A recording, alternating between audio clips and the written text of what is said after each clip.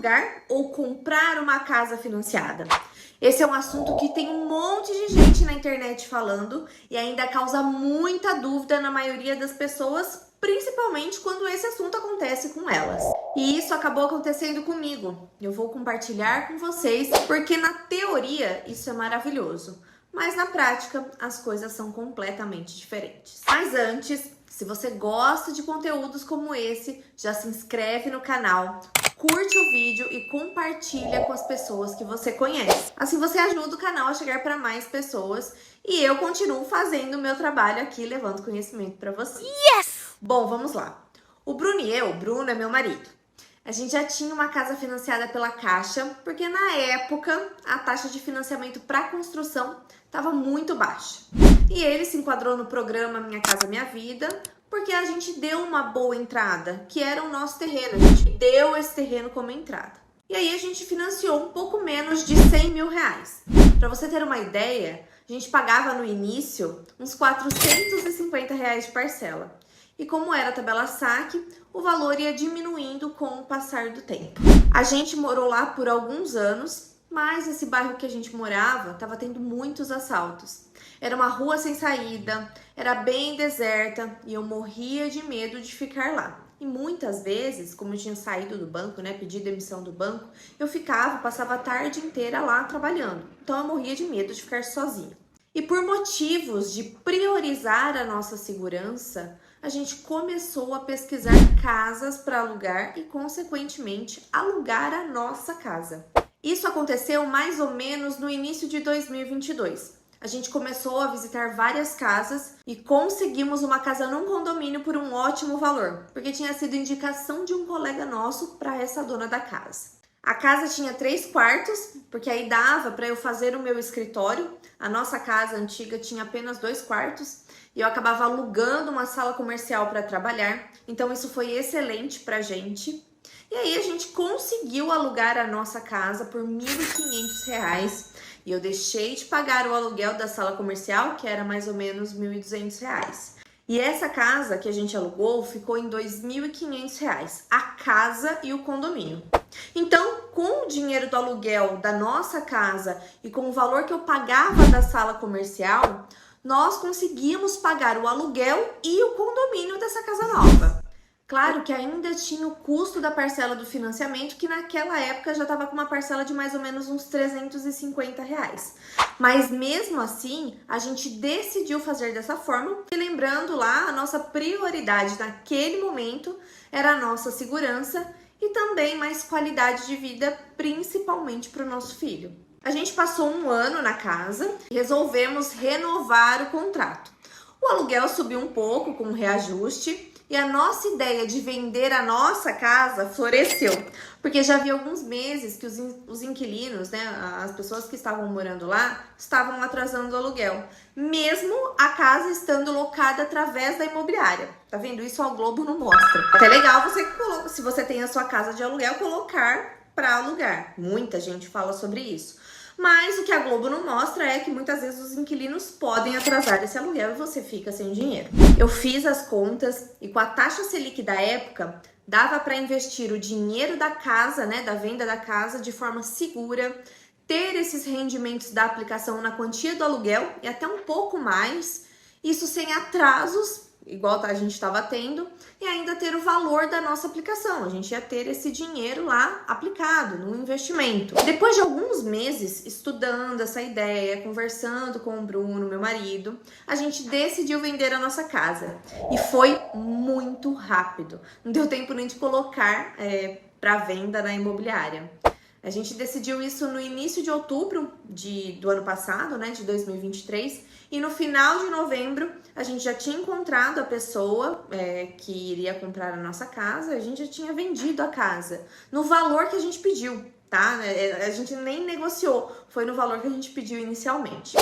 Só que, como eu falei, na teoria é tudo muito lindo, a matemática não mente, nunca. E nessa matemática a gente estava fazendo o que era certo. Para quem tem o dinheiro e esse dinheiro trabalha para você, porque ele está investido, tá tudo certo, tá tudo bacana.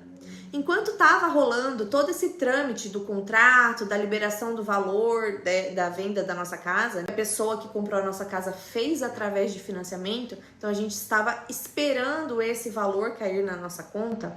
A dona da casa que a gente morava também teve a mesma ideia que a gente e ela resolveu vender a casa dela. No início agora de 2024, ela comunicou a gente e, claro, falou que a gente tinha direito, né, como os locatários, de comprar a casa. A prioridade era nossa se a gente quisesse comprar a casa. Só que isso daí não estava nos nossos planos. A gente não tinha a intenção de comprar aquela casa. E o que aconteceu? Do dia para a noite, a gente ficou sem teto, sem a nossa casa e sem a casa que a gente estava alugando. E aí, nessa hora, eu confesso que bateu aquela síndrome da impostora que todo mundo fala, né? Porque eu sou educadora financeira e eu tava passando por todo esse desespero e toda essa preocupação. A gente tinha um valor legal investindo, tirando a nossa reserva do sossego. Se você não sabe o que é reserva do sossego, coloca aqui que eu faço um vídeo falando sobre isso. Então a gente tinha essa reserva do sossego e tinha mais um valor legal aí para dar de entrada. E tinha o valor que a gente ia receber da casa, né? Da casa que a gente tinha vendido. Mas isso ia praticamente acabar com toda a nossa aplicação se a gente comprasse a casa. A gente só ia ficar mesmo com a reserva do sossego. E outra, a casa que a gente estava morando, ela era boa, a gente gostava de morar lá. Mas não era a casa que a gente queria para chamar de nossa, sabe? Que era pra gente ficar até o final da nossa vida. E ela ainda estava sendo vendida por um valor bem maior do que as outras casas que a gente estava pesquisando e tinha gostado, que era do jeito que a gente queria. Então, começamos a saga de pesquisa. Financiamento, aluguel, consórcio. O que a gente ia fazer? Primeiro, financiamento. Nas condições que eu estava pesquisando, né, que eu vi o contrato dos compradores da nossa casa, que a gente tem que assinar, estava fora dos nossos planos, porque o banco estava cobrando uma taxa efetiva, presta atenção, taxa efetiva que você precisa ver, era de 12,57 ao ano, e na simulação era um financiamento de 280 mil. Com essa taxa de 12,57% ao ano, ia dar uma parcela inicial de R$ 3.443 e a parcela final sairia por R$ 663 por 35 anos. Ou seja, de 280 mil que a pessoa ia financiar, a dívida ia para 864 mil reais. Mais de R$500 mil ia ser apenas de juros, sem cogitação para a gente fazer isso. Eu cheguei a pesquisar na Caixa, a taxa estava um pouquinho menor, mas a gente não teria renda comprovada para poder financiar e também a diferença não ia ser tão grande. O único programa que seria bom seria o Minha Casa Minha Vida, mas a gente não estaria enquadrado, então descartamos. Consórcio. Aqui eu quero explicar de uma forma resumida, mas se você quiser um vídeo detalhado falando sobre como funciona o consórcio, manda aqui nos comentários, escreve consórcio, tá? Sim, diferentemente do financiamento, o consórcio não tem taxa de juros. E você paga uma taxa de administração para cuidarem do seu dinheiro, né? Desse dinheiro que você tá lá colocando no grupo, seja de imóvel, seja de carro. E o consórcio, minha gente, ele é um produto que depende de sorte, de você ser contemplado, ou de lance, se você tem um valor para dar de lance para novamente ser contemplado. Mesmo muita gente falando que é bom para quem não tem pressa, o consórcio ele só vai ser um bom negócio se você for contemplado rapidamente. Porque quanto mais demora para você ser contemplado, mais tempo você fica pagando uma coisa que você ainda não tem. Então você tá pagando, você não tem o bem, você não tem o imóvel, o carro. E esse dinheiro que você tá colocando lá fica parado, sem render. Sendo que você poderia pegar esse dinheiro e aplicar, se você tiver disciplina para isso, é óbvio, né? Porque um boleto a gente consegue pagar. Mas o boleto da nossa vida, do nosso negócio, sem ter que alguém te cobrando, aí a gente não consegue investir. Mas se você tivesse essa disciplina de pegar esse dinheiro e investir, com certeza compensaria mais. Novamente, quanto mais tempo você demora para ser contemplado, menos atrativo fica esse negócio de consórcio, porque o dinheiro fica parado e você não tem o bem. beleza? Nós até fizemos algumas simulações de carta de consórcio, mas as parcelas, depois que o consórcio fosse contemplado, né, que a nossa cota fosse contemplada, as parcelas iam ficar altíssimas. E também, gente, a gente tem que lembrar aqui que as parcelas são reajustadas anualmente de acordo com a inflação.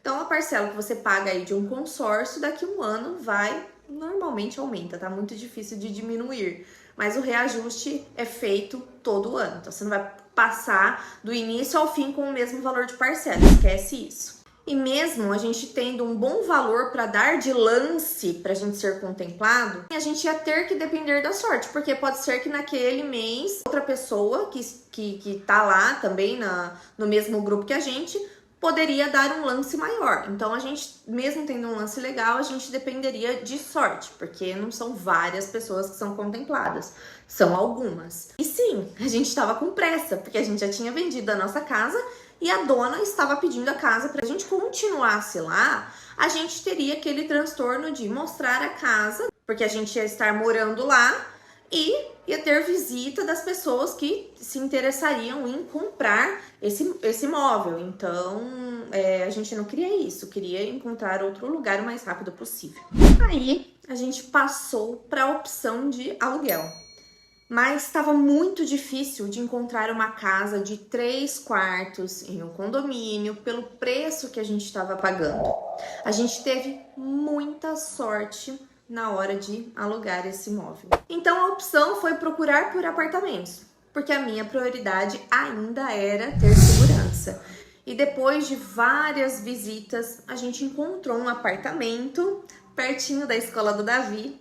E aí a gente passou também a economizar com combustível, porque antes eu levava 20 minutos para ir, 20 minutos para voltar, né, da escola dele. Agora são 3 minutinhos, eu levo e busco rapidinho. Então a gente está economizando no combustível, o valor do aluguel é menos do que a gente estava pagando, então estamos economizando nessa parte. O dinheiro hoje da venda da casa já está investido, rendendo mais do que a parcela do aluguel e matematicamente está compensando pra gente. Mas eu comecei esse vídeo falando que seria real mesmo a minha experiência, o que aconteceu comigo, tá?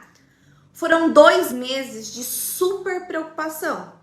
A gente não sabia pra onde ir, né? O Bruno até brincava, meu Deus do céu, a gente vai morar embaixo da ponte, porque a gente vendeu a casa e agora não tem casa pra morar. Foi uma loucura, foi uma extrema preocupação. E a gente também não queria pegar o nosso dinheiro e sair comprando ou financiando na correria pra se arrepender lá na frente.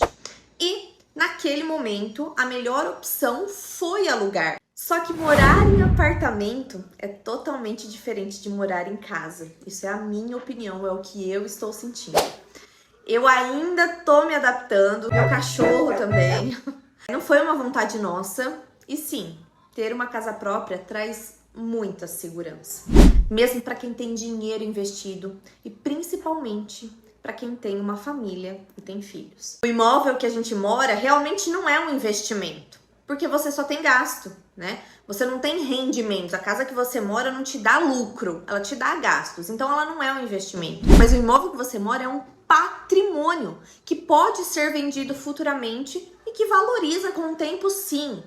Claro que você não consegue do dia para a noite vender e tá com o dinheiro da mão, né? Por isso que o investimento é bom para esse objetivo.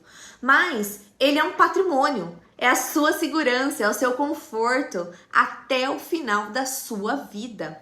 Ele pode não ser um investimento, mas ainda é o sonho da maioria dos brasileiros. E é muito fácil para quem tem dinheiro falar que compensa mais comprar à vista do que financiar. Lógico que é. Você vai ter o poder de negociação, né? Você vai conseguir negociar porque você vai estar com dinheiro para dar para a pessoa. Não vai pagar juros por isso. E você pode até ter um desconto no imóvel. Mas vamos ser verdadeiros aqui e realistas. Isso daí que eu falei é para quem já tem o dinheiro. Agora, para quem não tem o dinheiro, quanto tempo você vai ficar investindo para ter a sua casa própria? 25, 30 anos? Que é o tempo que você paga de um financiamento, né? Enquanto isso, você vai morar onde? Com seus pais? Vai pagar aluguel, né? Então você vai ter que pagar aluguel e ficar poupando? A gente precisa ser realista. E mandando a real pra você, Depois do que eu vivi, eu acredito que o equilíbrio é a melhor saída.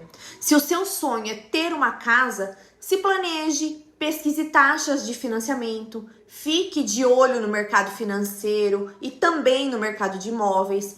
Junte dinheiro para dar um bom valor de entrada e financiar o mínimo possível em um prazo menor que 20 anos. Amortize as parcelas do seu contrato para pagar menos juros. O que é amortizar? Ir pagando mais parcelas para que o tempo reduza e você também tenha desconto nos juros. E nunca deixe de ter a sua reserva do sossego para te salvar em imprevistos. A minha família e eu vamos ter sim uma casa própria. A gente está investindo, a gente está se organizando. Pode ser que role um financiamento? Sim, pode. Pode ser que sim, pode ser que não. Pode ser que até aquele momento a gente tenha o valor para dar total. Mas se a gente for fazer um financiamento, a gente vai fazer no momento certo, com a taxa de juros mais baixa, com um bom valor para dar de entrada, né? A gente tem que ver tudo isso. Por isso que é extremamente importante o planejamento financeiro. Para toda decisão, gente, existe uma consequência. E você precisa estar ciente dela toda vez que for tomar a sua decisão. Bom, eu espero que esse vídeo tenha te ajudado. Se você quiser saber mais sobre finanças, investimentos, controle financeiro, coloca aqui nos comentários. Eu te vejo no próximo vídeo. Um beijo e até lá!